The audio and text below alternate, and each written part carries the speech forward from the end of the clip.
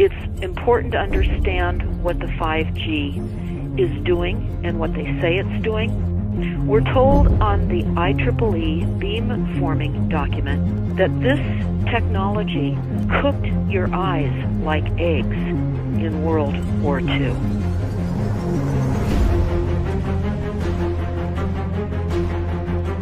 And you all need to understand these are military weapons. These are assault frequencies. If you garner nothing more than that, that's what you need to know. It's microwave radiation warfare. This is what this is.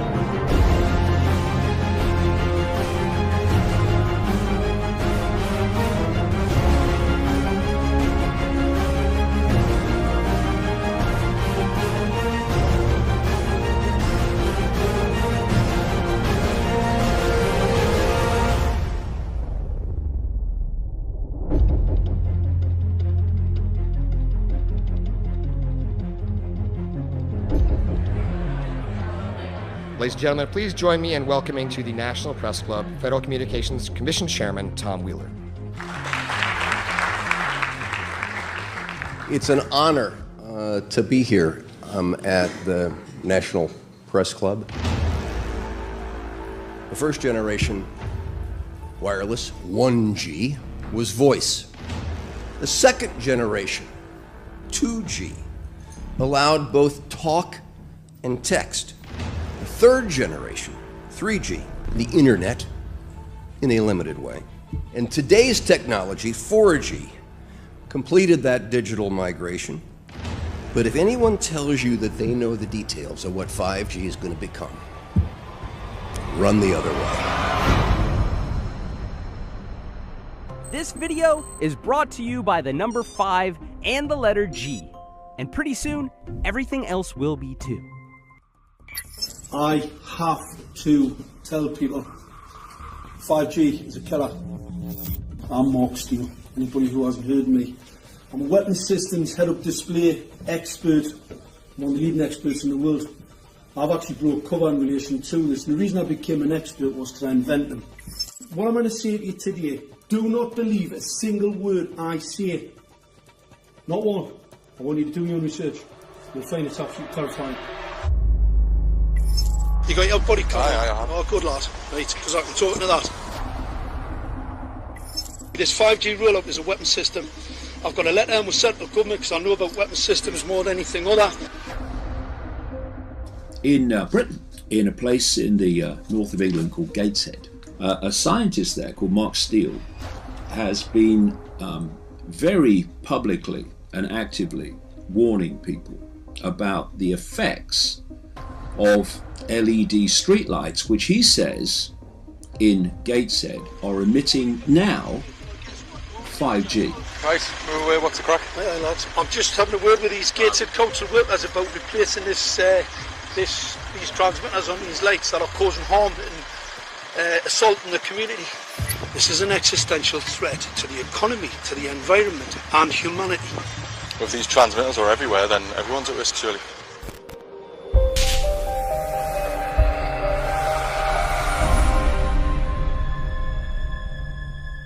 There's a lot of confusion about what 5G is.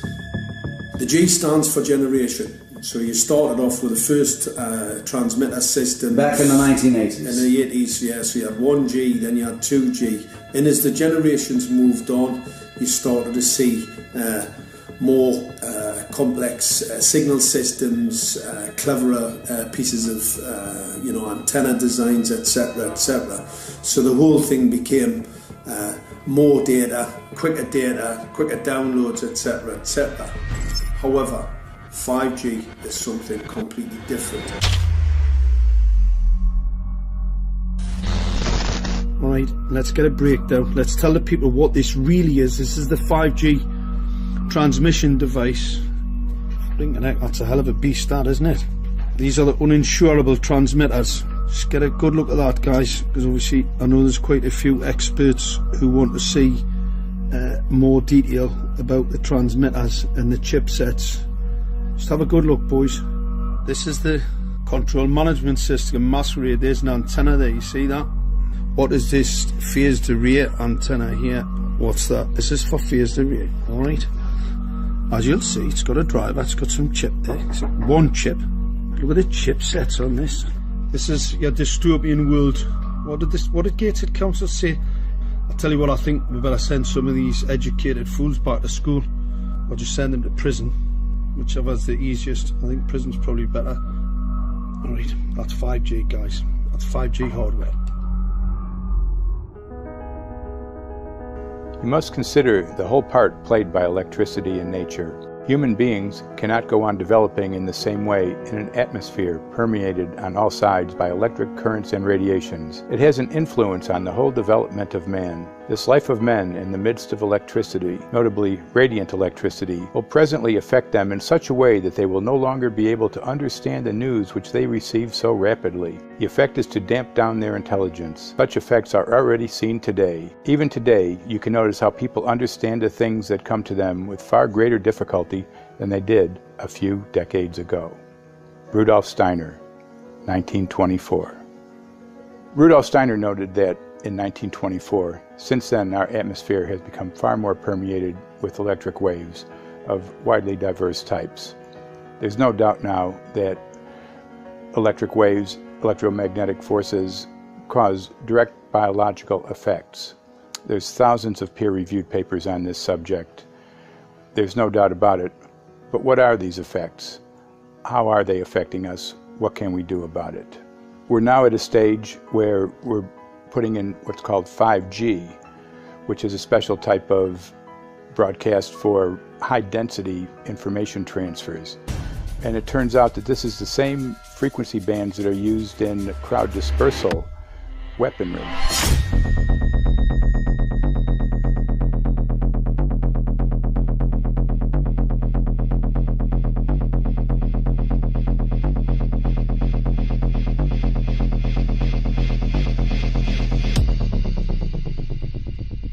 5G, first and foremost, is densification. So it's significantly more transmitters in close proximity to a human, and it is also a sophisticated, illegal, unlawful transmitter. What I mean by that is it is a high gain dielectric lens antenna, and what that allows 5G transmitters to do is to 3D map its environment in your home. The 868 megahertz frequency is specific for battlefield interrogation systems, so sub-gigahertz. It allows the signal to travel through concrete brickwork with ease, and it can actually data gather. It is a target acquiring system. Phased array is basically radar off the battlefield. It is extremely good at identifying targets and being able to lock onto targets. And not only that, it can specifically target you as an individual. So any judge sitting on an interesting case, let's say, any lawyer, any barrister, anybody doing any work that is potentially controversial, your life could be at threat.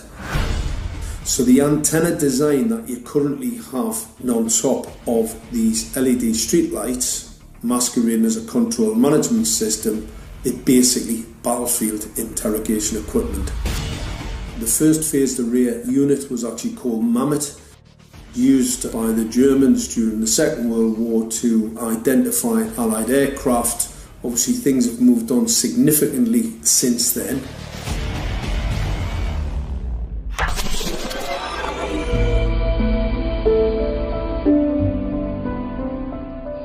Well, I joined the Royal Navy in 1960, and I specialised in microwave warfare.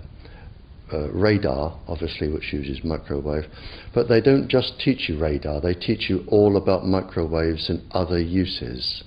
So I understood about microwave warfare and how it can damage people, how it can harm people. Microwaves then were used as weapons, as they are today.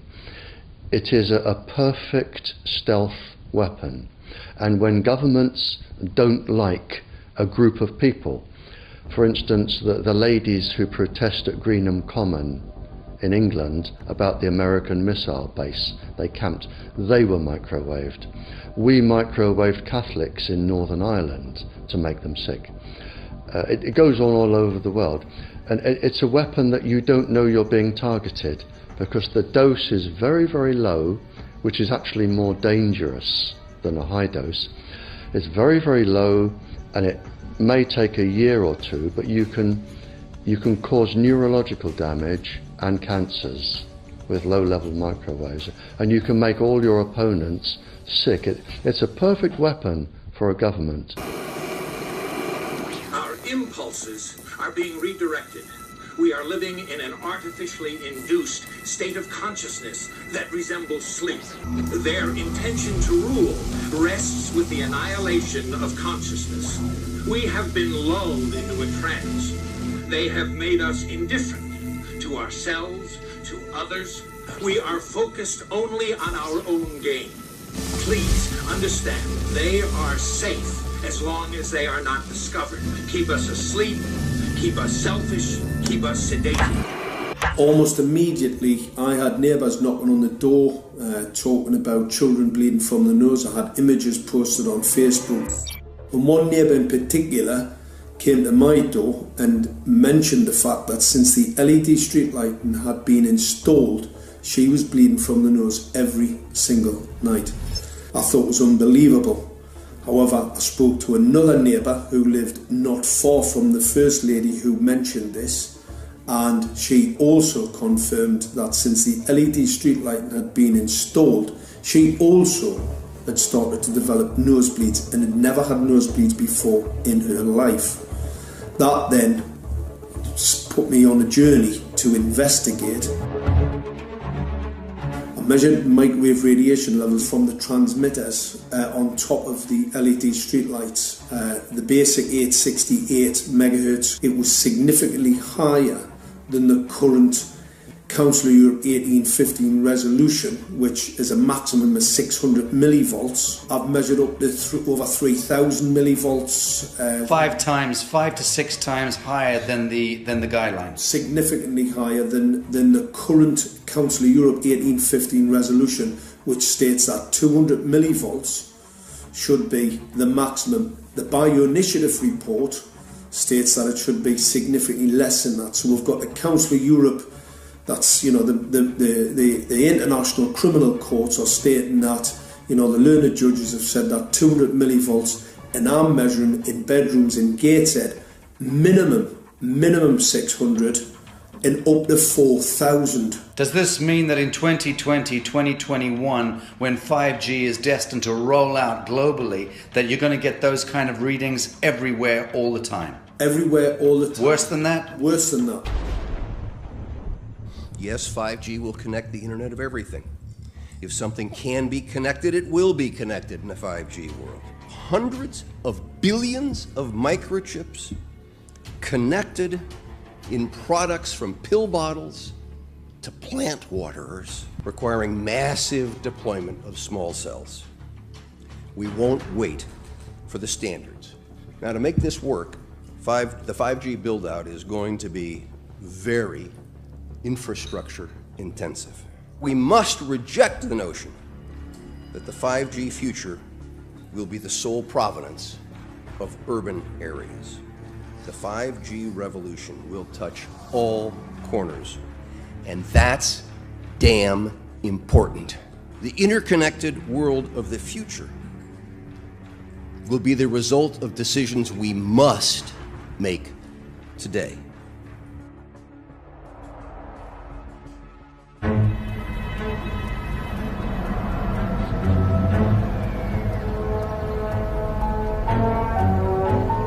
The main issue before us today is Senate Bill 637 and Senate Bill 894, the former by Senator Hugh and the latter by Senator Knopf. We're going to invite the first four witnesses in support of the legislation, and that would be John Jones with Sprint, David Lewis and Andy Emerson with AT&T, Neil Krevda with Verizon, and Frank Alcavetti Jr. with T-Mobile. So be straight with me. Is it true? It could be. No, well, very few cases. There was an unfortunate incident out in Iowa. Look, gentlemen, practice these words in front of the mirror. Although we are constantly exploring the subject, currently, there is no direct evidence that links cell phone usage to brain cancer.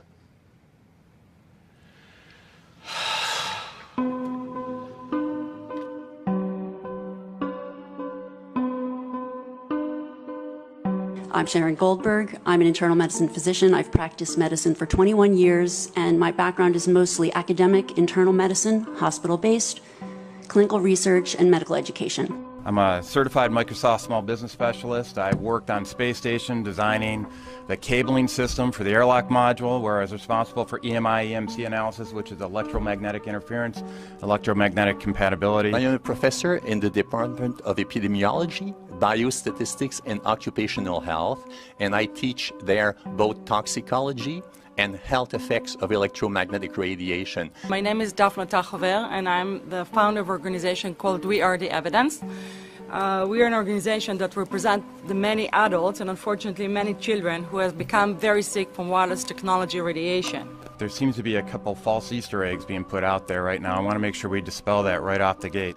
The effects of wireless on health scientifically are very, very clear.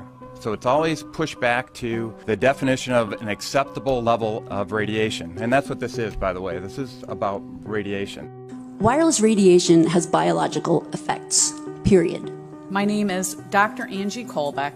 I've been reviewing the studies showing the impacts of wireless radiation on our health, and there are now thousands of studies showing the following adverse health impacts to wireless radiation: cancer, oxidative damage, DNA damage, DNA failure. Things like memory, dizziness, anxiety, brain fog. Headaches, nosebleeds, cognitive problem, exhaustion. We have evidence of DNA damage, cardiomyopathy, which is the precursor of congestive heart failure. Short and long-term memory loss, decreased attention spans, lower reaction times, even involuntary contractions of muscles causing misalignments of spines and jaws. Breast cancer. We suddenly have breast cancer in women who have no DNA predisposition. Disrupted immune function and change in stress proteins, reproductive and fertility effects. There are dozens and dozens of studies that show beyond any doubt what this radiation is doing to our sperm. Now, if you take the cell phone out of your pocket, the sperm will recuperate within 3 to 4 months. What would not recuperate would be the damage to the DNA of the sperm. That is irreparable. The wife of the ex-governor of Indiana was diagnosed with glioblastoma. Same brain tumor Ted Kennedy had and John McCain had. Did you look at John McCain's scar? This is a cell phone brain tumor. LeBron James, one of our sports people, had a salivary gland tumor. That is another cell phone tumor. You didn't hear about it because immediately after that was discovered, he was paid by Samsung to become their spokesperson. We are seeing increases in brain tumors. We're seeing increases in Alzheimer's. We're seeing increases in all of the neurotransmitter diseases, ALS, Lou Gehrig's disease, Parkinson's. These are all disease systems that are known to be associated with low-level energy exposures. We're talking about 24/7, around-the-clock exposure, wherever you are and your whole body. You never get away from it. And it seems from our studies that maybe your immune system can cope with for a time, but it will deteriorate. Then the irradiation will definitely damage cells at a deeper level, and the question is what will then happen. These are out of peer-reviewed papers, so these are not just hypochondriacs thinking that they're doing it. We're having real problems with this. This is no longer a subject for debate when you look at PubMed and the peer-reviewed literature. These effects are seen in all life forms: plants, animals, insects, microbes. So 5G is not a conversation about whether or not these biological effects exist. They clearly do. There is scientifically evidence that is so strong that you can be certain that the standards used by the FCC to manage health effects are wrong. We need to start measuring how much radiation are people being exposed to. before we roll out 5G, there are 4 kinds of electromagnetic fields that we know are harmful to human health. So radio frequency radiation, magnetic fields, dirty electricity, and electric fields, okay? Our exposure, any given person, and all humans are affected by EMFs. What is our exposure in a day? It's not one cell phone. It's cell phones, it's multiple wireless networks, it's smart meters, it's cell towers.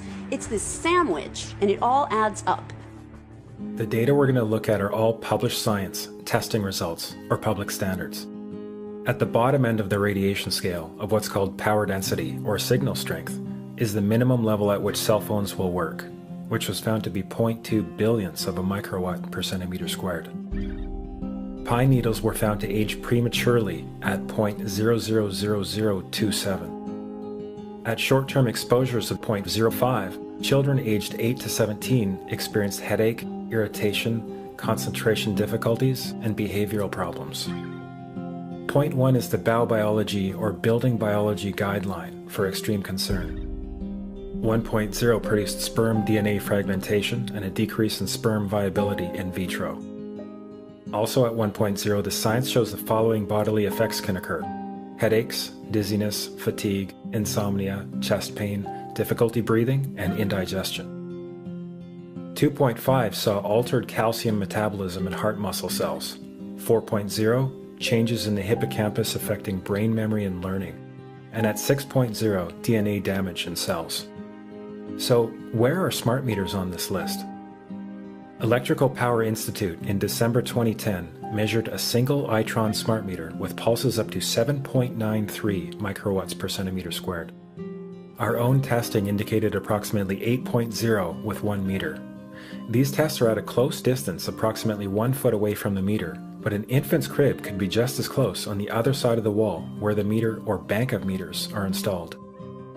Even though there are all these known health effects at levels far lower, Switzerland, Liechtenstein, and Luxembourg see fit to set the standard at 9.5.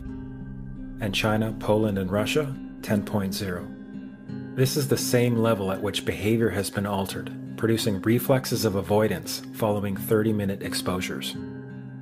A room of 12 smart meters, very common and even a conservative number in an apartment building, tested at 19.8 microwatts per centimeter squared. This is hundreds of times higher than levels which clearly indicate harmful effects. So, how can utilities and governments get away with forcing these devices on everyone? This is how. In Canada and the US and several other civilized countries, the safety limit is set at 600 to 1,000 microwatts per centimeter squared. This so-called safety limit is literally tens of thousands of times higher than levels which are known to damage health, according to peer-reviewed published science.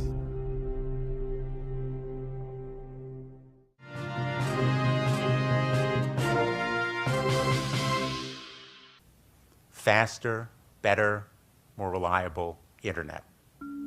That's the promise of 5G technology, but there is also the peril.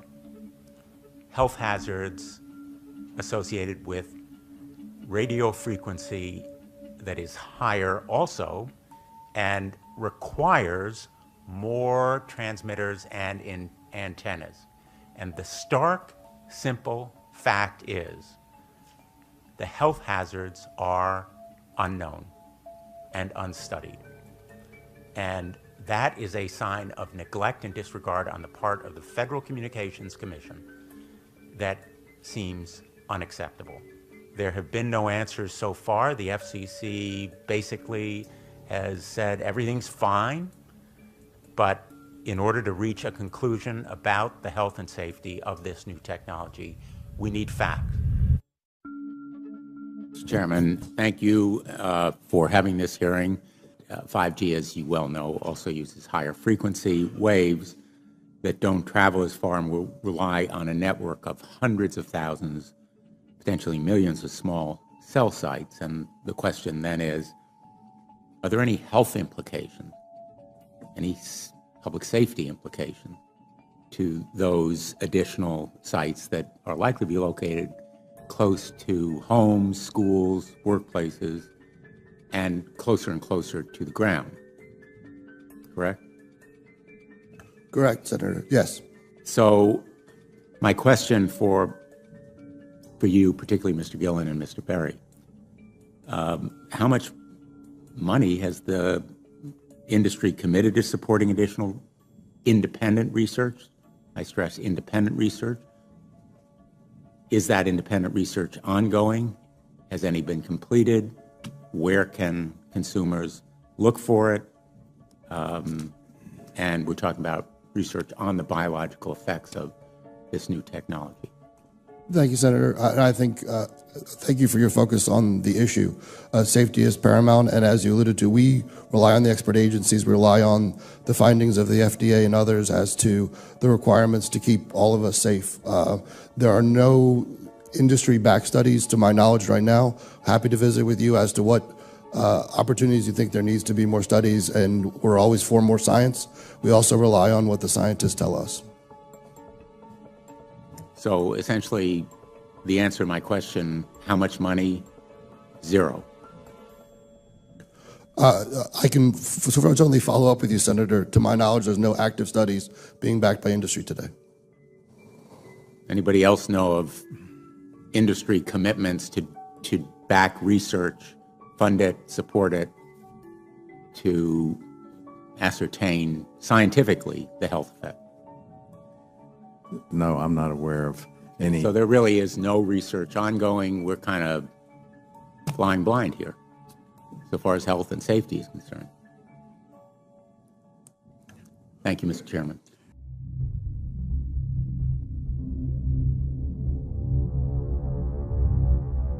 You're a trained medical professional. Yes. We don't have one on the panel. What are we to make of the American Cancer Society, for example, telling us there's no evidence of harmful product? Many of these organizations have conflicts of interest. Very briefly, if you can, what do you mean by conflict of interest? One of the first things that you teach residents is that you always have to look at the funding. There's a tremendous amount of sponsored research by people who are hired to do studies to find no effect. And that's plagued this field in a number of countries. The radio frequency radiation work that we did was supported by Motorola. The relationship was really very cordial and very stress-free, but only up until we started generating data. These folks were very, very upset and began to talk about how are they going to handle this, what sort of spin can we put on this, what can we expect from this, and from that point on the relationship changed. What we saw was that Motorola began to exert more and more control over the work, telling us what to do, telling us how to write abstracts, what to say in the abstracts, what to say in the papers, how to do the work. No, don't do this. Yes, do it this way. This was unacceptable. I had completed our study of DNA damage, and I submitted the final report to Motorola. They simply weren't willing to accept my interpretation of my study, my evaluation of my study, my knowledge of science at that point, and tried to urge me not to publish the study.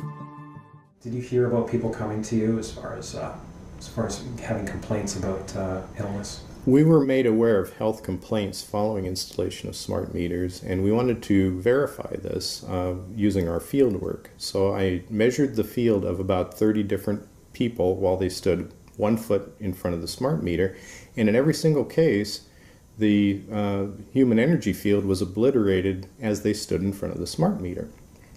So in our first slides, what we see is normal cells, and the structure of the cells is intact and sound. This is what we would expect from a normal sample. So after 2 minutes of exposure in front of the smart meter at about 1 foot away, we see a totally different story. Sample 1, you can see a lot of degradation in the cells. The cell walls have been broken, and you see changes in the cells which are called mycoplasma. It shows a mutation to the cell. In the second sample, we see a different type of degradation to the cell membranes. You can see a corrugation here. This is called bottle cap formation, and it's known that this occurs due to oxidation or exposure to free radicals. So this third subject, when we did her sample, she had to be pulled away from the meter after 45 seconds because she complained about an increasingly severe headache. And here you see a phenomenon called rouleau, where the red blood cells are stacking up, which makes it very difficult for the blood to deliver oxygen to the tissues as they would be their normal function. Every single one of these is a degradation. Every single one of these shows a trauma to the blood cells, and that came from something, and the only variable was the smart meter. The good news in all this is the patient and the blood can return to normal once they have been removed from the influences of these stressors.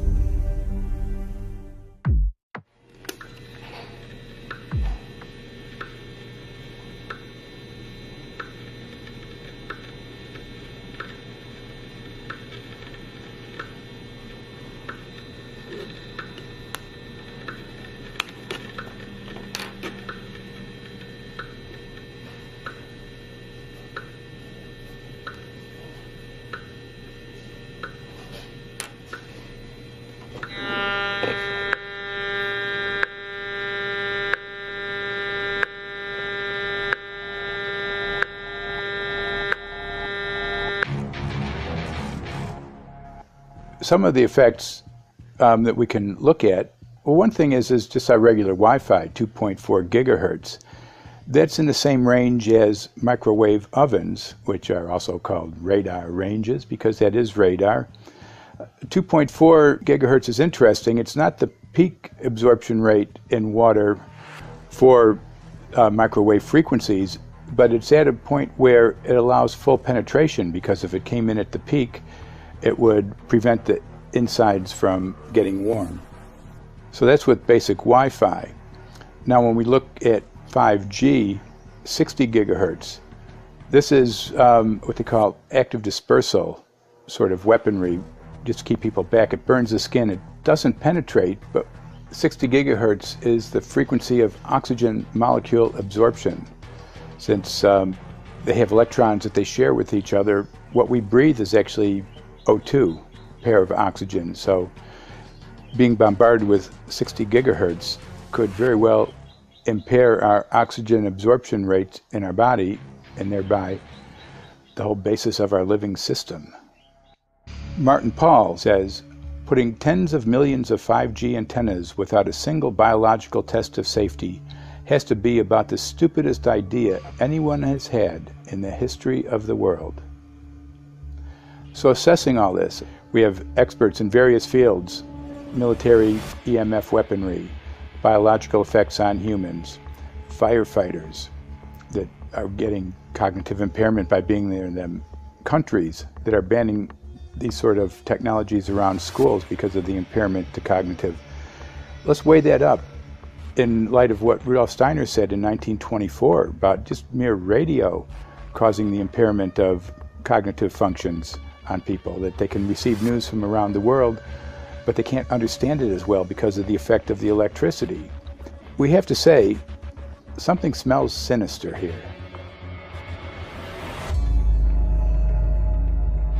With the 5th generation, it's actually a whole new ballgame. It's not using the same technology.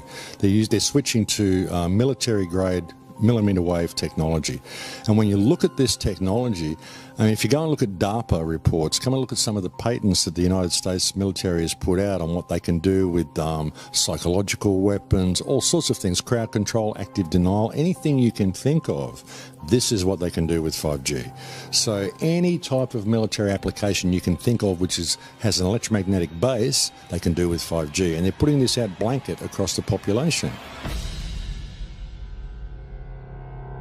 Ladies and gentlemen, the President of the United States. Good evening, my fellow Americans. In the councils of government, we must guard against the acquisition of unwarranted influence, whether sought or unsought, by the military-industrial complex. The potential for the disastrous rise of misplaced power exists and will persist. We must never let the weight of this combination endanger our liberties or democratic processes.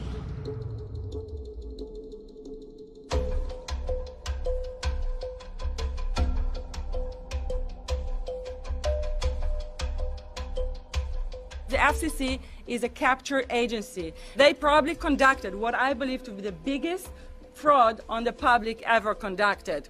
The FCC has been described by Harvard University's Center for Ethics writer Norman Alster as the most captured agency in D.C., acting more as an industry cheerleader than a regulator. This is especially true today with 5G, where there are serious safety concerns and potentially misleading information coming from the FCC. For example, the previous chairman of the FCC is Tom Wheeler. He was the head of the Wireless Lobby Association for 14 years. Now remember, Obama told us there would be no lobbyists in his administration, so he took the biggest lobby and put him as a head of the FCC. And that's damn important.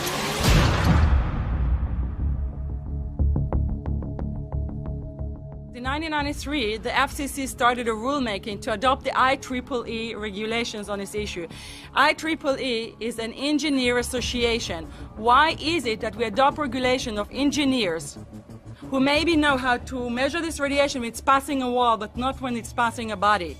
All our health agencies objected it, saying that it makes no sense to adopt engineer association, that they had not even one biomedical person on their team. They are effectively indemnified against adverse health impact lawsuits when the acceptable limits are higher than the limits actually shown to show harmful health effects. The FCC guidelines were developed for short-term exposures, 6 minutes, 30 minutes, depending on it's a phone or an outdoor exposure. And they have absolutely no connection to the biological effects that have been very clearly summarized in the Bio Initiative. So as you can see, there's a number of individuals in this room today that have serious concerns about this as regards to their health. If one of your companies decides to put one of these small cells up at a pole that's within, say, 50 feet of one of their houses, what recourse do they have to say, is there a way to move it somewhere else?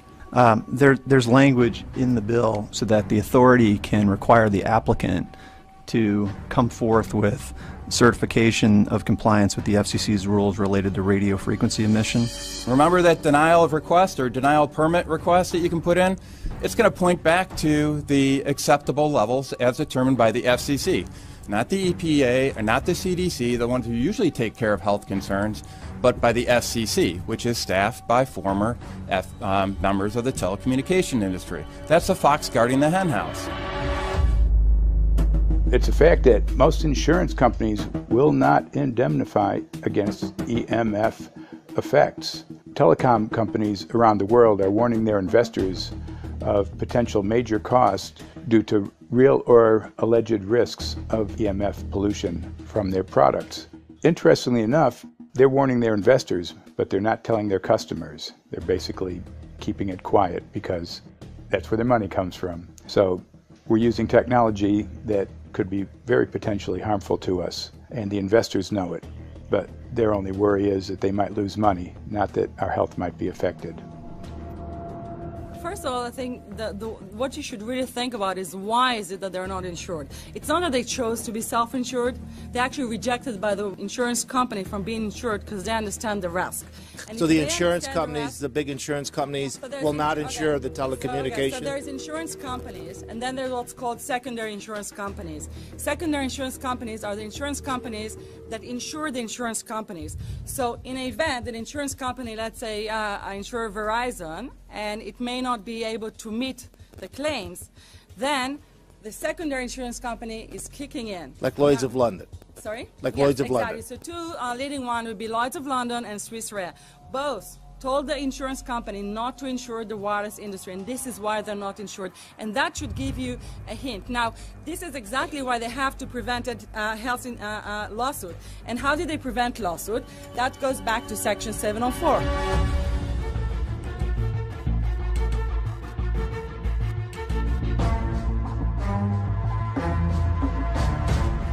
Section 704 was passed in 1996. This is how our rights in regards to health were taken away by the wireless industry. What this legislation did, it gave the power to regulate the health effects of wireless technology to the FCC. FCC is a spectrum auctioning agency. It's not a health agency. They don't even have one biomedical person on their team. And then the other thing that Section 704 did, It actually took the power from the state to regulate location of cell towers based on health. And what does it mean? It means that if they want to put a cell tower in front of your home, you cannot go to your city council and say, hey, stop, I don't want it. I just heard in a lecture that there are 10,000 studies proving that it's harmful. I don't want it. My child is sick. They will tell you, stop. You're not allowed to mention this in the city council because Section 704 says that if you will, and if the application will be rejected, the city will be sued, can be sued by the wireless industry.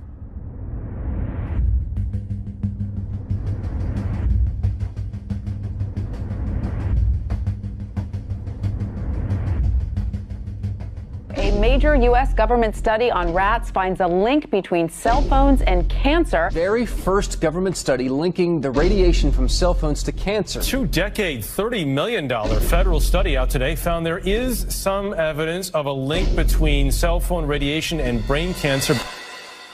Professor, what is the NDP? I've heard that study several times. NDP is what? So it's a $25 million study on the rats and mice that was supposed to demonstrate that there were no effects of radiation below thermal. And in fact, it demonstrated exactly the opposite. And it follows on the heels of two major studies on animals that said exactly the same thing. And that study was designed perfectly to make sure that it cannot be challenged, that there will not be any doubt. That's why it took them 14 years. That's how they prevented discussion of health. And why do they want to prevent discussion of health if there's no problem with health? Simply put, FCC is completely unprepared, unable, and possibly unwilling to oversee 5G for safety, even as it barrels toward us. They are falling back on tired definitions and panaceas long since disproven by science. To make matters worse, recent FCC rulings and numerous industry-friendly bills passed at state and federal levels between 2016 and 2018 removed the last vestiges of local and state review over infrastructure siting, just when we need it the most. When those first studies were performed years and years ago, nobody knew about the importance of the microbiome, the role of the microbiome and the immune system, and even less the role of the microbiota inside our brains, that is, the microbes that are normally resident inside our brains, whose influence on brain function is nothing but immense. And you may think, well, who cares about the microbes? The less microbes we have, the better it is. Well, we know by now that this is not absolutely the case, because microbes are truly essential for the development and function of all our organs and systems. Our immune system is based on the microbes we have in our gut. And our brain also has microbes that influence its function. In tests, it's been found things like mold. If you grow mold inside a Faraday cage, it'll grow one way, and then even if the electromagnetic fields are around, take the Faraday cage away and some sort of 600 biotoxins are developed within the mold because of the effects of the EMFs upon it. Electromagnetic fields, even of weak quality, have an effect upon our microbiome, which is really essential to our whole being. This is going to eviscerate microbial DNA inside human beings, which is our effective operating system, number one.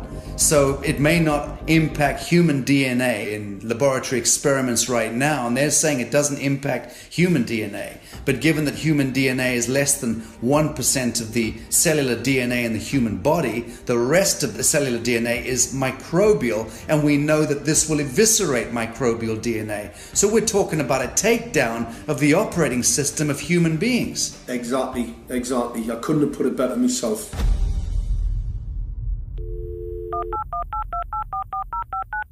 John Brandt. Good morning, Mr. Brandt. Wow, this is Amanda from Virginia. Hi, how are you? Hi, I've been trying to get a hold of you for months now. You guys are covering up chemtrails.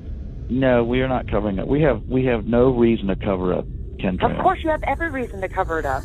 Every reason. It's called losing your job. What reasons would that be? Oh, well, you personally, you would lose your job if you were to reveal anything to me, and it's probably unsafe for you to even be speaking about this, considering the types of individuals you work for. It's not unsafe. It is unsafe. There's no problem with us talking on, you're a citizen, you're making a complaint.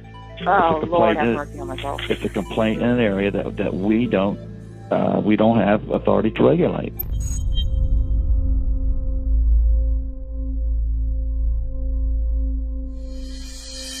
So the connection between chemtrails and 5G. It's all interconnected. The metallized particulates that would allow the 5G phased array, so basically the radar, that would allow it to be able to identify you, so it can watch you, it can identify you in your own home 24 hours a day, 7 days a week. For the last X amount of years, we've been through chemtrailing, and that is now the cat is out of the box. We've had these nanoparticulates raining down on humanity for years now, impregnating our bodies, by best accounts staying inside our bodies. Those nanoparticulates, what you're saying, are building up a kind of a phosphorescence glow capability so that we can be flagged up in our homes, behind concrete and steel, inside bunkers, in the basement, doesn't matter where you are. The 5G will be able to now triangulate, map and read you, because you as a living being are impregnated with these nanoparticulates, which are acting as a kind of transmission and reception technology. It's exactly, absolutely exactly. You have to consider that DNA also works as a fractal antenna, which is able to send and receive and also to process signals under the form of radio frequencies. Well, then there is no doubt that artificial radio frequencies, such as those of cell towers, and in particular these new types of towers that have a much higher density of signals, they may somehow interfere with the ability of DNA to retain and transmit biological signals. So this is one level of danger that very few biologists are aware of. How much effort was put forward to address this, what most of these people are, or many of these people are here for, which are the health concerns? Was there any dialogue back and forth? Was there any working, was there many studies evaluated to look at regarding this area? Maybe not every person that has concerns on the legislation was brought to the table. Okay, so from your perspective, you feel that there was a legitimate amount of time to evaluate the data that the opposition would have on this? Absolutely, and I wouldn't put forth something that I didn't believe in.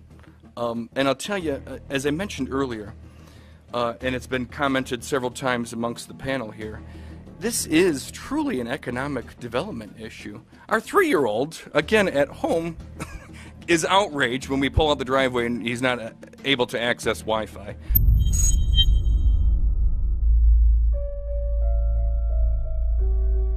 I think anyone who puts Wi-Fi into a school should be locked up for the rest of their life. I really do. I think they're not fit to walk on the surface of this planet because they haven't looked at the research, and whatever incentive they have, it is not worth the genetic problems that parents are going to face with their children when they're born. France has banned Wi-Fi in nursery schools and put warnings out for regular schools because they're finding there's impaired learning capacity in children when they're around Wi-Fi. And they have to put up warning signs where they put Wi-Fi transmitters. When I got sick and I learned that they're putting Wi-Fi in the schools in Israel, I was very sick at the time, but I could not tolerate the thought that children in the schools will become as sick as I have. And after a few months of correspondence, I submitted a Supreme Court case in Israel to ban the use of Wi-Fi in the schools and replace them with wired network. The 4 top diseases that kill our children, our young adults right now, are brain tumors, thyroid cancer, testis cancer, rectal cancer, everywhere we put our cell phones. And a lot of our children are sick and they're being misdiagnosed and mistreated because the wireless industry has put billions and billions of dollars in the past 30 years to mislead the public as to the health effects and keep the public uninformed. We are performing an experiment on children. We are exposing children to microwave radiation for 6 hours during every school day. We have had absolutely no studies looking at the long-term effects of this radiation on young people or even on adults. A considerable amount of research shows that developing brains and bodies of children are much more affected than adults. And there are clear indications of a link between increased electromagnetic fields and autism spectrum disorders. We took 10 autistic children and went back to the sleeping location where the mother was when she was pregnant with that child and compared it with the sleeping location of a mother that gave birth to healthy children. We had 10 mothers in that group, 10 mothers in this group, and in the group of the autistic children, we found that the measurements that we got for the microwave exposure was elevated compared to the group of children that were normal. The fetus is affected. The exposure to man-made electromagnetic fields has become the first factor that could be isolated ever in autism that could predict autism. The fifth generation of wireless technology, or 5G as it's being rolled out worldwide without safety testing. Let me say that again, without safety testing. And how we've got scientists and doctors and environmental organizers saying, stop this. Because in terms of the effects of wireless radiation, the science is in. Wireless radiation can lead to cancerous heart tumors, brain tumors, DNA damage.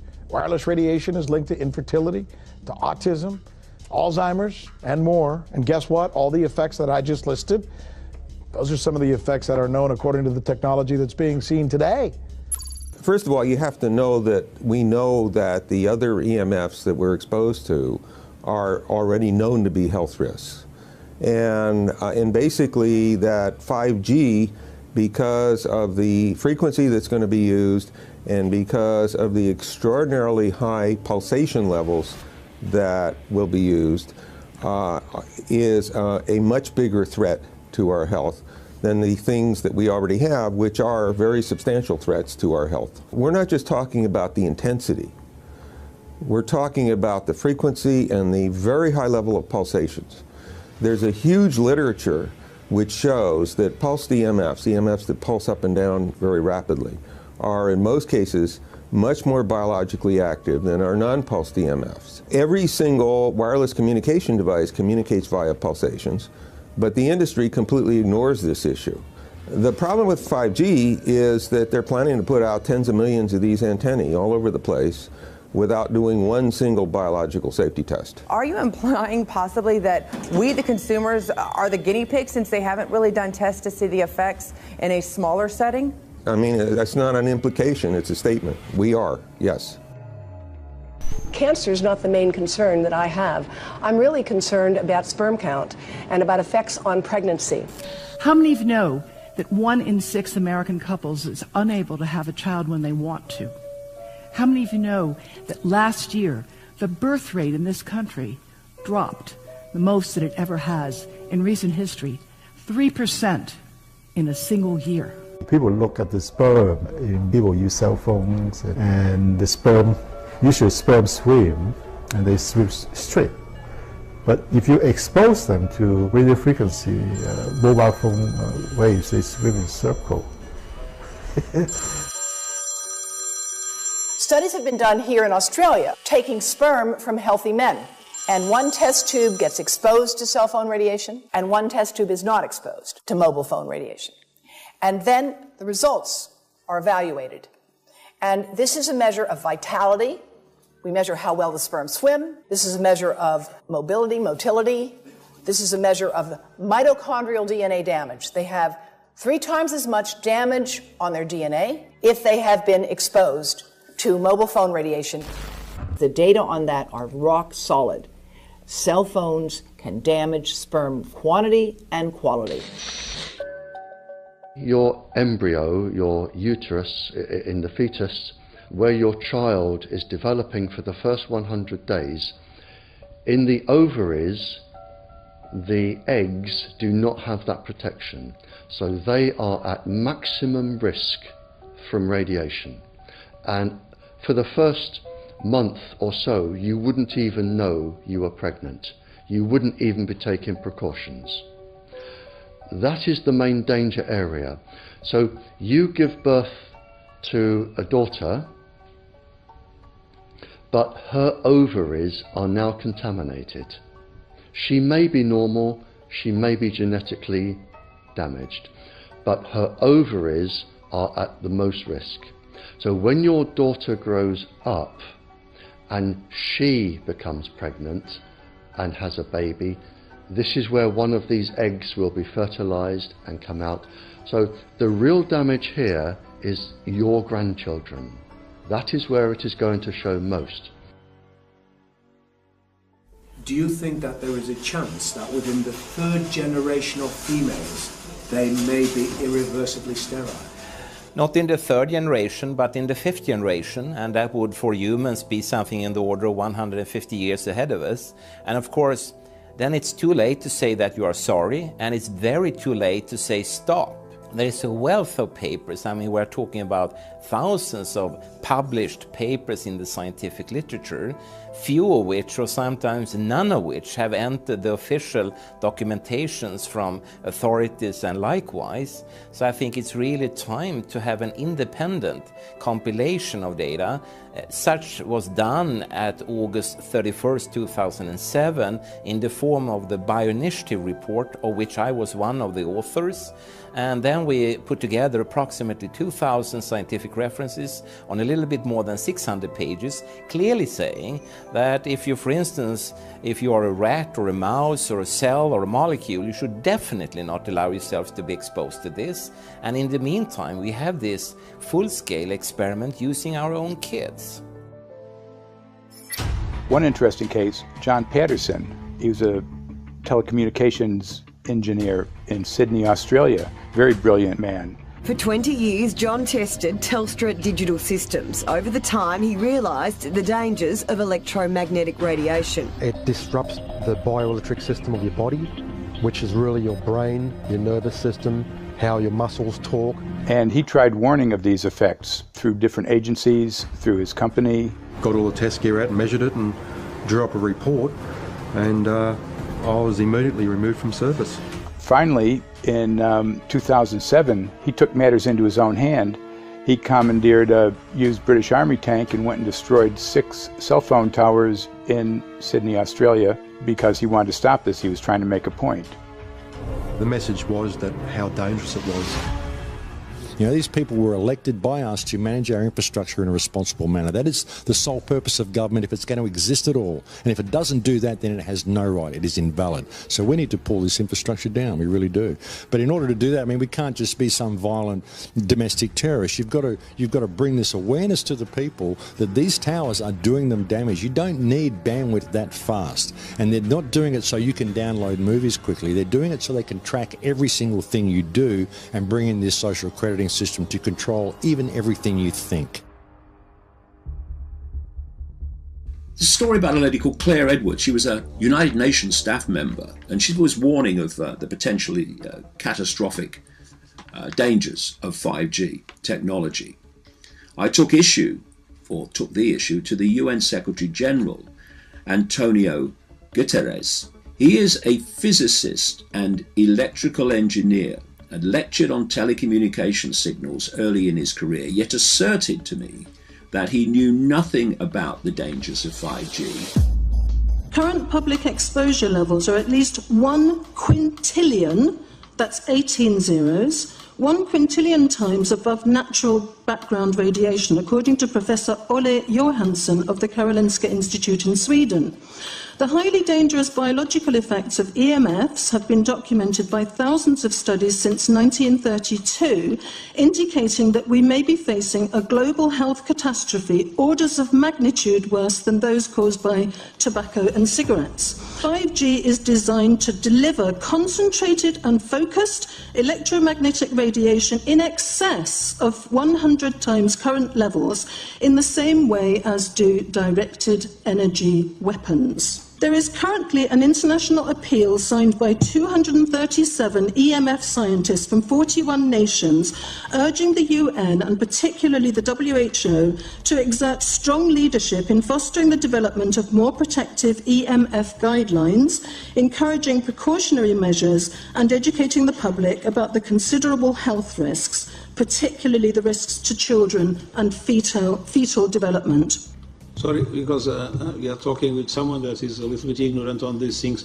We're talking to the Wi-Fi systems. I become worried because I put those devices in my house. I will have to, I mean, I'm a confess my ignorance on this. We will have to, but I'm going to raise this with WHO, which I think is the organization that might be able to deal with it properly, because I must confess I was not aware of that danger.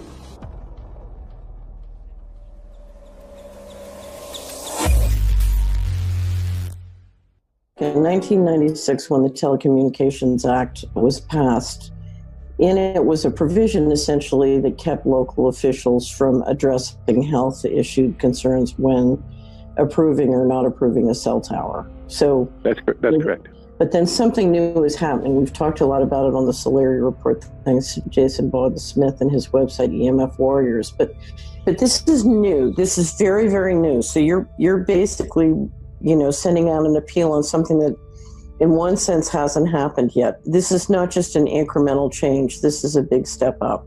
It's a sea change. An onslaught's not an improper word. It's a bombardment. So instead of a cell tower 1 mile or 2 miles from you and you still have cell phone service, we're going to have antennas every block, and some poor soul is going to have one mounted to a utility pole maybe less than 20 meters from their home.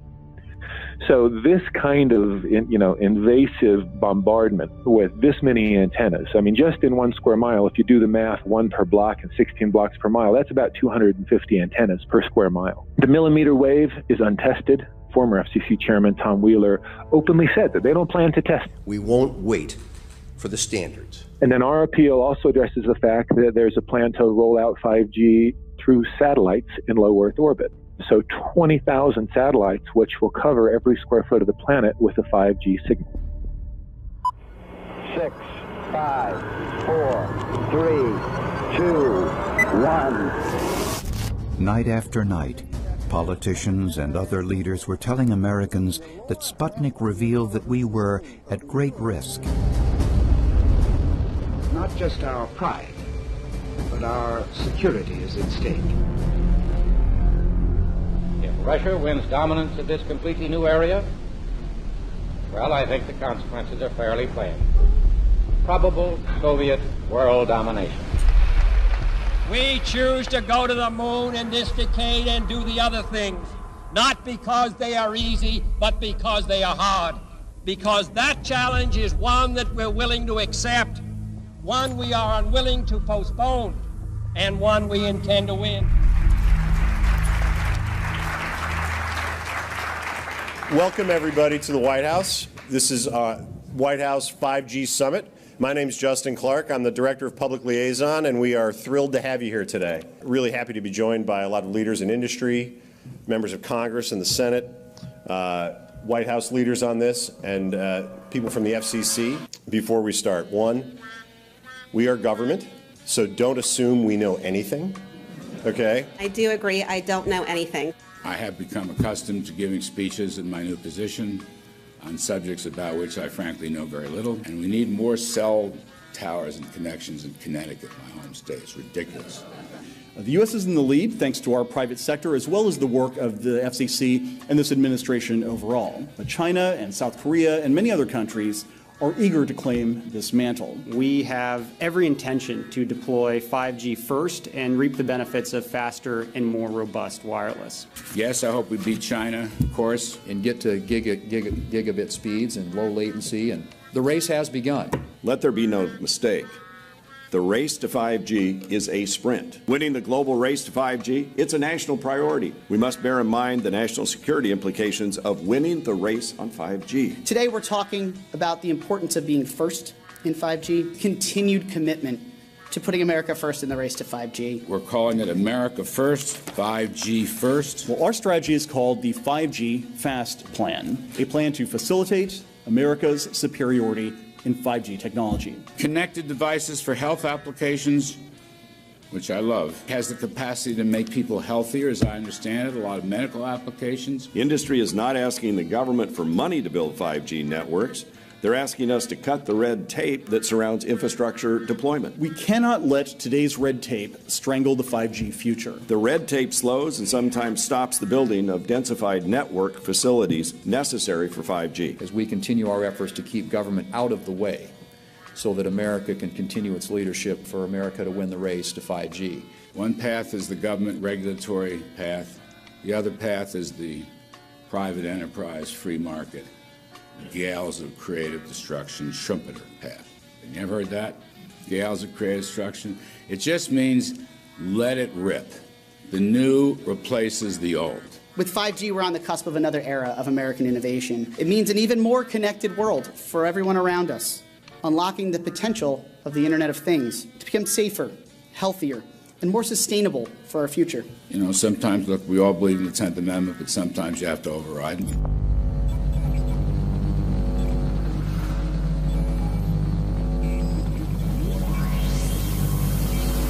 By the way, the 1996 bill permits that kind of override.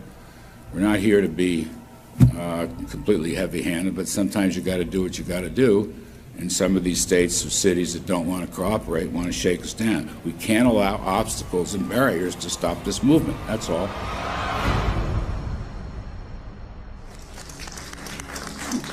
And this happened in Canada. I mean, there were some activists I was working with up there that said, well, you know, we won a victory. We got the Public Utilities Commission to allow us opt out. And I said, boy, that's divide and conquer. They just got rid of the people that were raising hell. So, you know, that's not the answer. We need to opt out everybody. An opt-out is an agreement to pay to not be harmed. An opt-out is volunteering into extortion. An opt-out says that if I don't pay you, you have the right to harm me. So that doesn't work. This is a mandate. This is being pushed down your throat by a company that is not responsive, by a government that is not responsible, and it's being done in a collusion that's designed to undermine the individual rights of individual people in communities across the country and around the world. The Minister for the Environment has a duty. His duty is primarily to ensure that there is cleaner, better, healthier environment for people in this country. It's a simple duty. He also has a responsibility in regard to science and innovation to make sure that that happens. What seems to be happening here, in fact one could say undoubtedly happening here, is he's using science and innovation to ensure that our right to life is threatened. There have been no public debates. There is no public discourse. There are no public disclosures as to why, when, how, what is going on in regard to 5G. That by itself is a breach of ministerial responsibility, and one which we really should look at in terms of a private prosecution against the ministers who have failed to protect our right to life. Okay, smart technology, smart meters, smart cars, not that smart, huh? What does smart mean? Anything that has smart attached to it, secret militarised armaments in residential technology. That's where smart came from. And smart, every bit of technology that you see today has all been developed for either some type of battlefield, some type of intelligence gathering system, and obviously these developments have to be commercialised, and people have actually took them into their homes. The definition of a smart grid is a wireless system that will fundamentally turn every single appliance in your home into the equivalent of a transmitting cell phone. That's every computer, every television, every furnace, every air conditioner, every coffee machine, every printer, every single appliance that you have in your house will eventually, in a smart grid, have an antenna that's embedded into it that will transmit your usage data to a smart meter on the outside of your home that will then transmit your usage data to another tower receiving that usage signal that will then go to the utility company for supposedly billing purposes. Not all signals will just be about your individual use. There will be aggregate meters that will bounce signal from house to house to house within a neighborhood that will then accumulate all of the usage data that will transmit that to the utility company. Now, what that will do is that the end metering system that is transmitting all of that data will be firing an RF signal at many, many times a second, which will increase the average homeowner's radio frequency radiation exposure exponentially. This picture shows some aphids on the leaf of an orange tree shortly after radar equipment was installed at a nearby airport a number of years ago. I noticed that every few seconds all the aphids would tense up in unison and do sort of a little dance, as you see in the picture. Upon further investigation, I found that the interval of time between the activity of each dance coincided exactly with the rotation of the radar rotor device at the airport, which was a distance of approximately 14 miles. The antenna arrays create this steerable beam, which helps concentrate the energy. The beams get pointed at the user. What's a MIMO tank? Massive in, massive out. British government have got a plan to roll 400,000 out. This is so that you've got 5G in every nook and cranny, every part of the countryside, so that you can have autonomous tractors, believe it or not. However, those transmitters, these are radar. It is phased array radar. Though that radar signal sweeping the countryside will kill every pollinator, every biological structure, it will sterilise livestock, it will kill the ground, consequently land won't have a value, obviously farmers will die, the community will be under attack. The community will be under attack. If we can't produce food, if we kill all the pollinators, we're in serious trouble. The takeaway is that 5G, the $1 trillion rollout of 5G by our friendly local government, is definitely a weapon system masquerading as a modern efficiency technology. It most certainly is, and what I put it down to, it's economic terrorism. There is no value, nil, in killing off your population, in destroying your ability to grow food, to kill all your pollinators. They may have a nice financial number on a piece of paper, but in reality, dementia, diabetes, all the things that are currently crippling the NHS, a burden on the country, illness, mental health issues, the focus of that cause can be identified and has been identified in the science. The science is proven. The epidemiological data that we're seeing on the street is now substantiating that science. The DNA inside you, the mitochondrial DNA, you can trace unchanged to your mother, her mother, her mother, right the way back to the beginning of the human race in Africa, the Stone Age. It is unchanged, the mitochondria, and that is being unchanged in your children, which means if you damage it, your child could be genetically damaged, then her child, and her child, and her child, forever. You are condemning the future generations of every single child. There is, however, a light at the end of the tunnel, or there is some ray of hope. Thanks to the principles of biological quantum entanglement that we have learned how to exploit in the field of biology and medicine, now we can transfer the information from the microbial DNA to the human DNA. And in so doing, we can train, so to speak, the microbes to withstand whatever extreme condition they are exposed to, including this new technology. And then we can train them to transfer this resilience of theirs to our DNA. So let's say that there are good reasons to be worried about the introduction of these new technologies, but fortunately, since the knowledge in the field of quantum biology, in the field of microbiome medicine is advancing as fast as potentially harmful technology, then we can exploit this knowledge to protect ourselves from any real potential or perceived danger from these new technologies.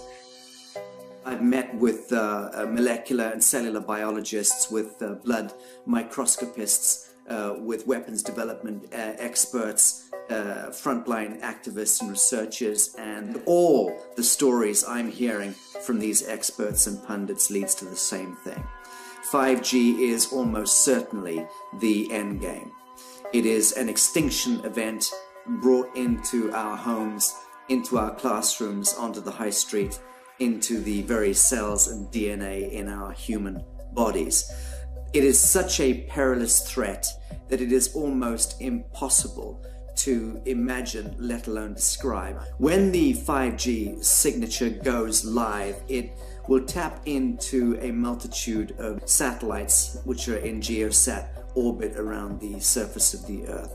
Millions of surface antennas will pick up that signaling and will then scatter the signaling into hundreds and hundreds of millions of different micro antenna systems set up on street lamps and even in your home, which you're not aware of incidentally. The LED light bulbs in your home invariably contain the micro or nanotech lens flare capacitors which will receive the 5G signaling, and it will proliferate the 5G signaling everywhere by exploding the signal into billions of photons which will target everything all at the same time. This is stealth technology. This is invisible science. But what it means in simple terms is that you will be flagged up, visible, trackable inside your own home. Anywhere you move on the surface of the Earth, they will have a lock and load tracking capability over you.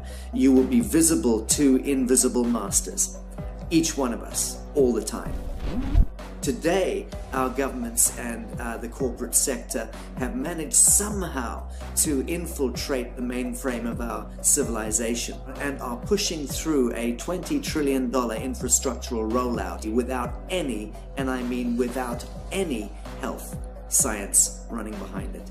There have been no tests. Your government and your health authorities are either in collusion on this matter of genocide and ecocide, or they're just damned stupid, and I would suggest it is the latter.